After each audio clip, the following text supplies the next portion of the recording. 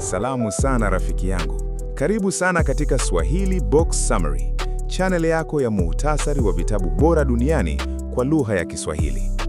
Fikiria hivi kwa sekunde chache tu. Unaamka asubuhi, unafanya kazi kwa bidii, unapata pesa kidogo, lakini bado moyo wako una wasiwasi. Bei ya mchele na mafuta na vyakula vingine zinazidi kupanda kila siku huko Tanga, Dar au Mombasa. Unajiuliza, nitafanyaje sasa? Nitawalea vipi watoto wangu? Nitafikia kustaafu kweli? Lakini mwingine anaweza kuwa na pesa kidogo tu benki, lakini anahisi amani na furaha. Analala usingizi mzuri. Kwa nini tofauti hii? Leo nitakufunulia siri kubwa kutoka kitabu kilichobadilisha maisha ya mamilioni ya watu duniani kote, The Psychology of Money cha Morgan Housel.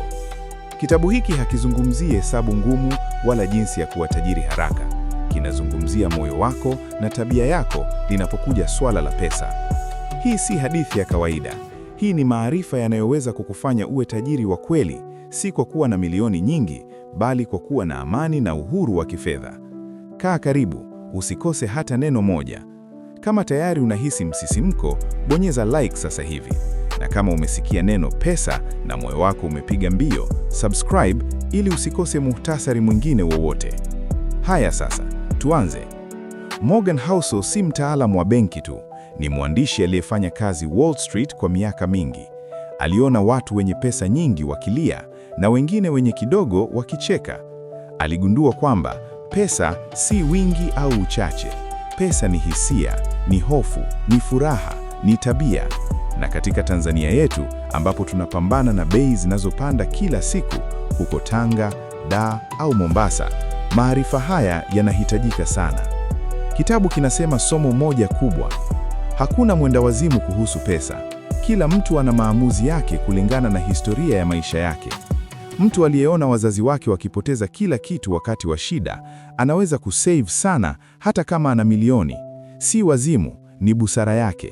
Hii inatufundisha kuwa na huruma badala ya kuhukumu. Pia, bahati na hatari ni ndugu wa karibu sana. Mtu mmoja anafanikiwa kwa sababu alizaliwa wakati sahihi, mahali sahihi. Mwingine anapoteza kwa sababu ya hatari ambayo hakuitegemea, kama ugonjwa au bei ya bidhaa ikishuka ghafla. Hivyo usijivunie sana na usijilaumu sana. Hii itakupa amani moyoni. Sasa njoo tuzungumzie nguvu kubwa ambayo wengi wetu tunaisahau. Riba inayozalisha riba. Ni kama kupanda mbegu ya mwembe. Mwanzoni inaonekana kukua polepole, lakini baada ya miaka 10 au 20, mti huo unakuwa mkubwa na kukupa matunda kwa maisha yako yote. Hata ukiweka shilingi 5,000 tu kila mwezi, kwa subira itakufanya uwe na amani ya moyo siku moja. Na kuna hadithi moja inayonifanya kucheka na kulia wakati mmoja. Mtu katika gari. Watu wengi wananunua gari la gharama kubwa au simu mpya ili wengine waone kuwa umefanikiwa. Lakini wakati watu wanapoona gari lako, hawafikirii wewe. Badala yake, wanafikiria tu gari. Unapoteza pesa yako ili kuonyesha kitu ambacho hakuna anayekijali. Hii inauma, sivyo? Lakini ni kweli. Sasa nimefikia sehemu unayosubiri sana. Hizi hapa ni takeaway 5 rahisi na zenye nguvu ambazo unaweza kutumia leo hii maishani mwako. Nitazieleza kwa undani ili zikuingie moyoni. Takeaway ya kwanza: tabia yako ndiyo inayotengeneza utajiri, si akili yako. Unaweza kuwa na degree ya chuo kikuu au huna. Unaweza kuwa na wazazi maskini au tajiri. Lakini kama tabia yako ni nzuri, una save, unaepuka madeni mabaya na unawekeza kidogo kidogo, utafika mbali. Kuna mfano wa mtu wa kawaida aliyekuwa mlinzi tu wa mlangoni, gateman. Hakuwa na elimu ya chuo kikuu, lakini alikuwa na tabia ya kusave na kuwekeza. Alikufa akiwa na utajiri wa zaidi ya dola za Kimarekani milioni 8. Hii inakupa matumaini gani? Hata kama unaanza na kidogo, tabia yako inaweza kukufanya uwe tajiri wa kweli. Takeaway ya pili: akiba ni kinga yako kubwa zaidi. Usifikirie tu nitapata pesa nyingi siku moja. Anza leo. Weka pembeni 10% au 20% ya mapato yako, hata kama ni shilingi 2,000 au 5,000. Kwa nini? Kwa sababu akiba inakupa amani. Wakati bei inapoongezeka au kazi inaposimama, wewe utakuwa na furaha. Katika maisha yetu ya Tanzania, ambapo hakuna mtu anayekupa bima ya maisha bure, akiba yako ndiyo bima yako. Fikiria familia yako inavyotabasamu unapowaambia tuna akiba kidogo. Takeaway ya 3: tumia nguvu ya riba inayozalisha riba. Hii ni kama uchawi. Usikimbilie kuwa tajiri haraka.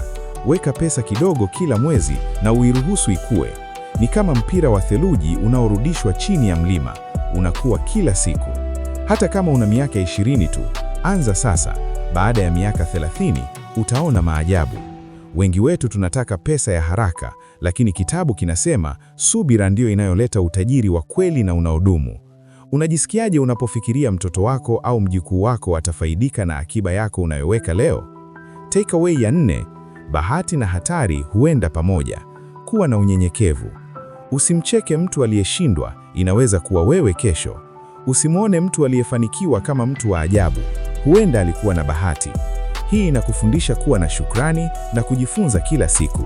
Katika mitandao ya kijamii, tunaona tu picha za gari na nyumba, lakini nyuma ya picha hizo kuna bahati na hatari. Hii inakupa amani na inakufanya uendelee kujaribu bila hofu. Na takeaway ya 5: utajiri wa kweli ni uhuru. Sio kuwa na pesa nyingi ili kununua vitu, ni kuwa na machaguo, options. Unaweza kusema hapana kwa kazi unayoichukia. Unaweza kutumia wakati na familia bila wasiwasi. Unaweza kuamka asubuhi na kufanya kile unachopenda. Hii ndiyo furaha ya kweli. Morgan Housel anasema, pesa nyingi baada ya mahitaji ya msingi haiongezi furaha, bali inaongeza uhuru.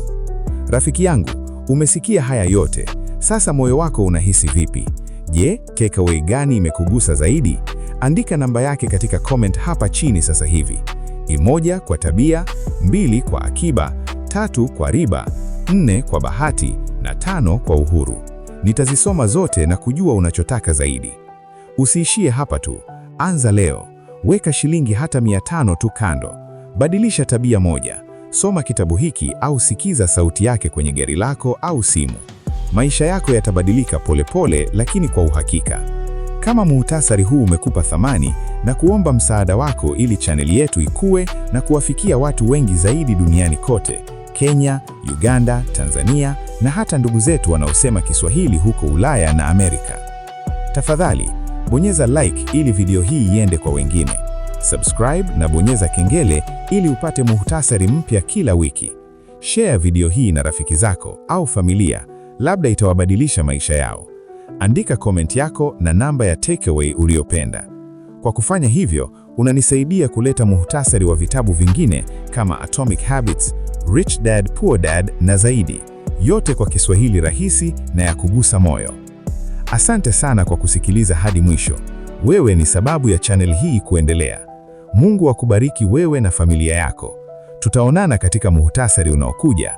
Kwa heri rafiki yangu, na uwe na amani na pesa yako.